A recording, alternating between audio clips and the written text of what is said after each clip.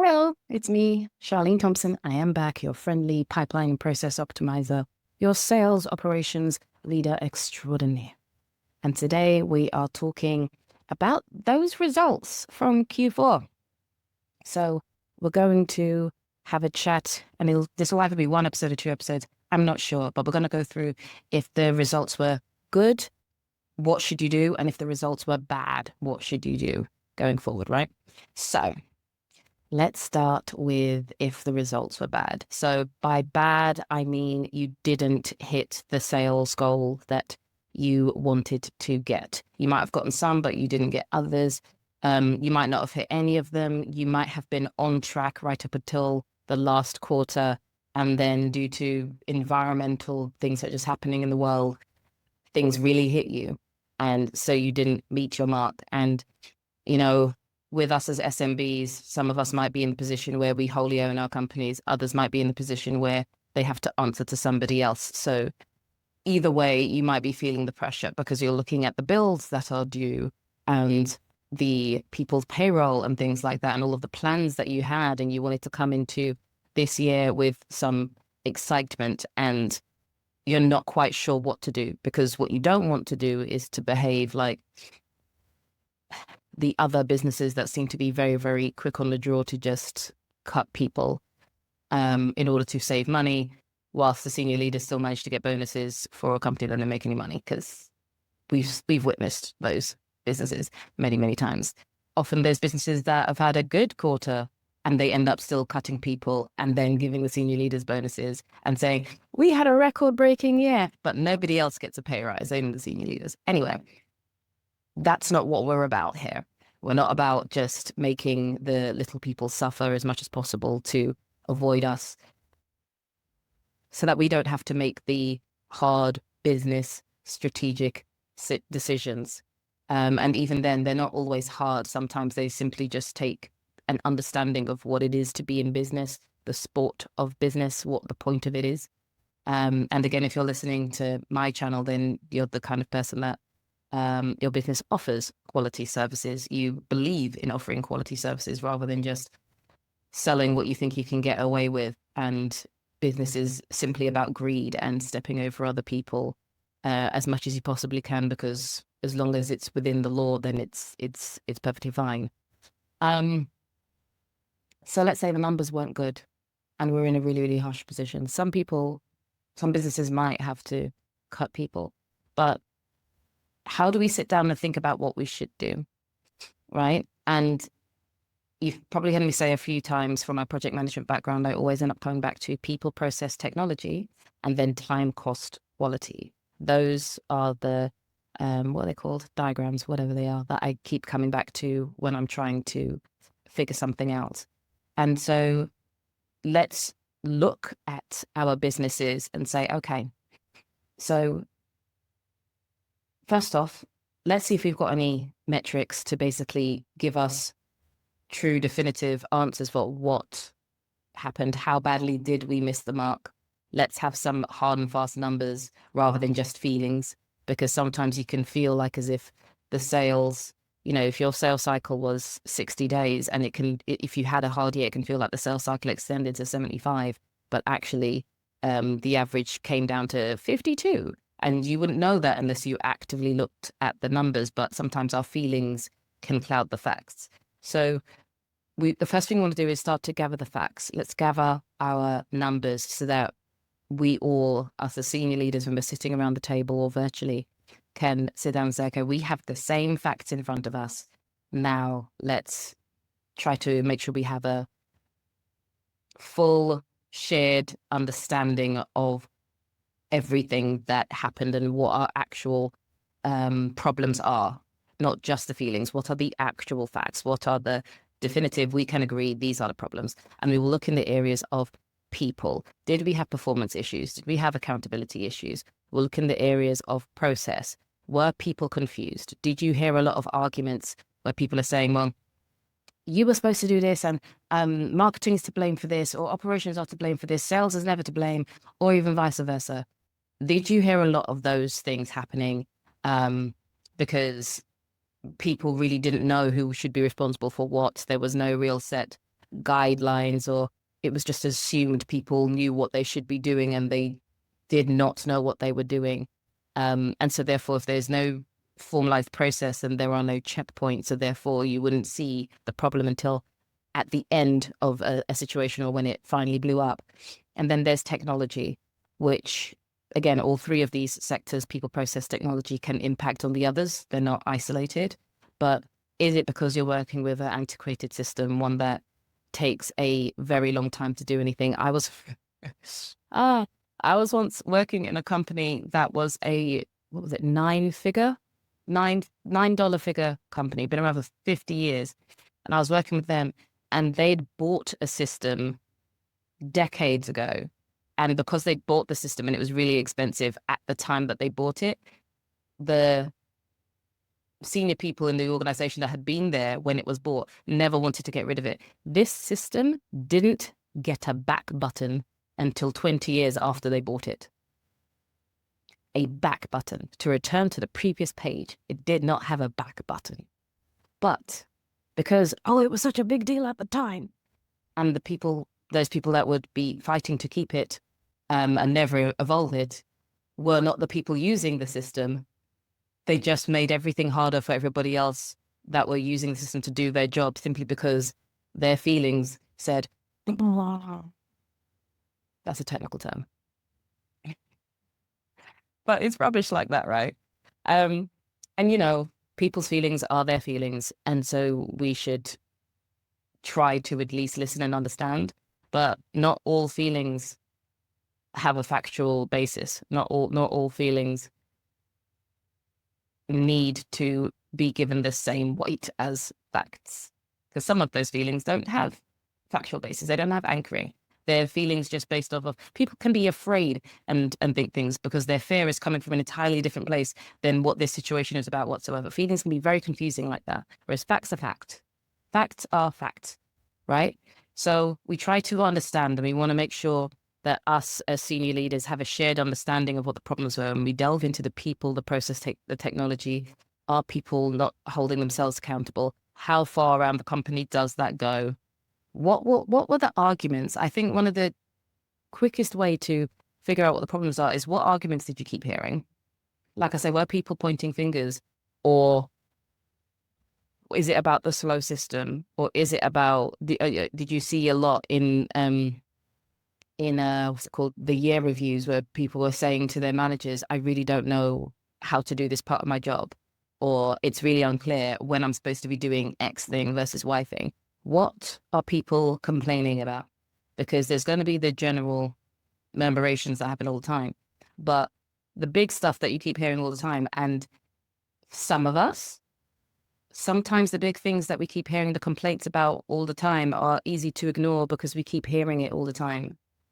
Because you see what I mean? Because initially you ignore it because, it's just a little thing. Then it becomes a bigger and bigger thing. But because you've always reacted to it by ignoring it, now it's a gigantic thing and it's taking over everything else. Because we're in business. There's stuff that's happening all day, every day. We can't focus on every little thing.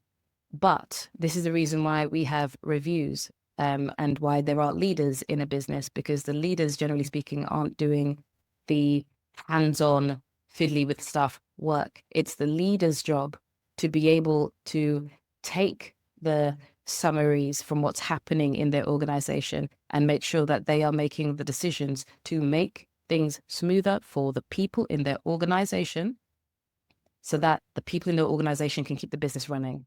That's what the leader's job is to do. It's to direct, to guide, it's to listen, and basically just move BS things out of people's way. Move the boulders out of people's way so that they can carry on doing what they're doing. Because, like I say, generally speaking, the leaders might be in meetings all day long and they might be dealing with problems all day long, but they're not necessarily the people that are going to be sitting down and doing the data analysis. They're not the ones that's going to be going door to door, if that's what the business is. They're not the ones directly doing the sales calls. They're not doing the doing, because they need to be doing the leading, right? But very few people actually have leadership training even now, so they don't know. So we come to a consensus about what the problems were. Ask people, look in those, ask those one-to-ones, have, and especially one-to-one. Sometimes group questions help, but in my experience, finding the time to speak to people one-to-one, especially if you've already got a reasonable relationship with them, it doesn't have to be fantastic, a reasonable one, and they know that what they're going to tell you isn't going to result in them immediately getting fired, then if you ask them questions appropriately and be in that room to listen, they will tell you what the problems are, because the people that are doing it every day, the people that are in it, not above it, can see it. And you speak to enough people and then you'll start to see the threads, right? And then, so once you've realized what the consensus is about, what the problems are, then, you can't tackle absolutely everything. And particularly if you don't have enough money in the bank, then you're going to have to be really, really strict, really focused on what it is that you decide to deal with, because there is no crystal ball that says if you just focus on the people issue, then this will solve all of the other problems. So you're going to have to look at it and think to yourself, okay, this is where we bring in the time cost quality. Looking at the problems that we have in the people section, in the process section, in the technology section, remembering that they are all interlinked. Let's keep in mind time cost quality. Of these big boulders, of these big problems, what would good look like? That's the quality, right? And then you get to focus on the time and the cost. How long would it take to get to good? Like, what is good minimum viable product? And then great. What does good look like? What does great look like? If you want 3 different levels for that, go ahead. But what does good look like? What does great look like?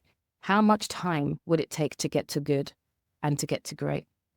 How much cost would it take to get to good and to get to great on each of the people, process, and technology sections individually? How much time would it take to get to good, and how much time would it take to get to great?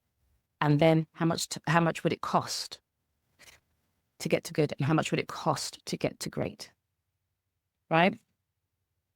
And then when you have those estimations, and often you can only have estimations, then that's when you need to look at it as a business, as leaders, to be able to say, okay, this is what we're working with, and we've got our maturity model. So of all the things, which one would have the most positive impact on the others? Because depending on how bad your situation is, you can change some things that can be done quickly, and they can be the short-term fixes, but the longer-term fixes, how we're changing things, how we're doing things, they all impact people, process, technology. It all impacts the others. So which one would have the greater impact on the others? Some of them, the impact that it would have on the others wouldn't be able to be realized because, for example, if you were changing the processes so that they were super efficient, but the technology that you have is so old that it wouldn't be able to support it, then you would then have to then take on the technology. You'd probably have to do both of them at the same time. And how would you know that? By asking people questions. You ask the people that are responsible for the technology, and then you ask the people who hate the technology, and then you get a balance of both. Because if people who are responsible for the technology that you currently have don't like it, they will tell you. If they do like it, they will try to keep it and never want to change it. But that's where you have to get altering opinions. And then you as a leader have to make that decision based on what you know about the business and what stress the business can afford to take on, because change is stress, even if it's change for the better. And if people aren't getting their bonuses, there's only so much stress that people can take on. If people are seeing their colleagues being made redundant, there's only so much stress the remaining colleagues can take on, because now they're doing 2 people's jobs. So you have to be realistic, because if you're going to try to grind people down, there's only so much good you're going to have to get out of them. And this is what it is to be a leader. It's to look at all of these things and then make those decisions for the benefit of the business as a whole, which includes the people that's in it, for the health of the business as a whole, right? But I'd like to really emphasize. Can I say that word right? Emphasize something. You're going to have to do something. There isn't an option to just do nothing and hope it'll get better. It won't. There are people that are working in your business that are run the hell down. And there's no amount of pizza in the office and ERP programs that's going to de-traumatize a person from the things that they've experienced from burning out, right? And whilst you can't stop everybody from burning out, and whilst you can't like be there for everybody all the time, you can do your best as a leader to make decisions as quickly as you can with as much information as you can for the benefit of the business and all of the people connected to it, which includes your customers. Because this is the first time I said customers, but you know, that's the point. You want to be providing a high quality service to your customers. And the best way to do that is to make sure you're running your business with high quality, that your people can operate with high quality. That's not perfectionism, just high quality. And let's face it, you've seen some of the businesses out there. The bar's not that high on a lot of stuff. That doesn't mean you should aim for the minimum, but let's be real. I'm not talking about perfectionism at all, but quality.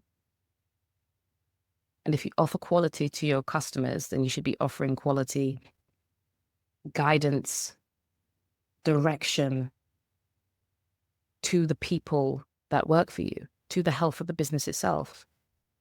Why don't we have processes that are written down and agreed to?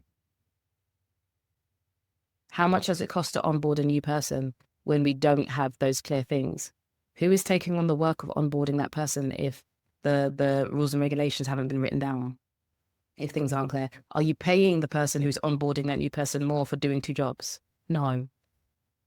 These things matter and they really add up and they show. And then when we get to the bottom line and it all looks funky, we're just like, yes, don't know how it happened. Don't know how it happened. So I would encourage you to do something, but that doesn't mean panic and just do whatever. Please look at your stuff first. And if you want help with prioritizing after you've come to terms with looking at things from a people, process, and technology perspective or perspectives, then come to me and we'll talk. I do have my free 30-minute consultation call for people who want to know how to sort out their sales performance. And we can have that talk. And for the other people who already know what I'm going to say and already know that they could benefit from having me in there to come and fix stuff up, I'm available fractionally. So go and check the link in the show notes. And then if you have any questions, just let me know. I don't bite. It's just me. I'm just here. So seeing as this episode was longer than I thought it was going to be, I'll be doing a separate episode that will be about what we should be doing if our Q4 results were good. So if you're interested in that, then tune in to the next episode. And do also let me know what you think about this episode, wherever you are listening to it or watching it. See you next time.